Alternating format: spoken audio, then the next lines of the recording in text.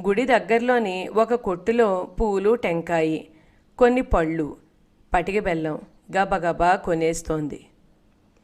అమ్మ కొనుగోలు శక్తి చూసి పిల్లలందరూ నోరెళ్లబెట్టారు. ఇద్దరి నోట్లో చెరొక పటిక బెల్లం ముక్క పెట్టి వాళ్ళ నోళ్లు మోయించింది. కుంజమ్మ గురువుగారు ఈ రోజు నుంచి గీతం మొదలు పెడతానన్నారు. ఆయనే తాంబూలం ఏర్పాటు చేయమన్నారు. తన కూతురికి కళ నేర్పే దగ్గర రాజీ పడదు ఈ కళావంతురాలు. అయ్యంగారింటికి చేరారు. తాంబూలాలు ఇచ్చుకోవడం, దీవెన్లు పుచ్చుకోవడం అయ్యాయి. కూర్చోండి, మీరు మొన్న నాకు నేర్పిన పదం పాడి వినిపిస్తాను చూడండి అంటూ అయ్యంగారు హడావిడిగా తంబూరా తీశారు. గీతాలు మొదలు పెడితే విని వెళదామనుకుంది షణ్ముగబడివు. కుంజమ్మ గురువుగారు కాబట్టి వినక తప్పలేదు.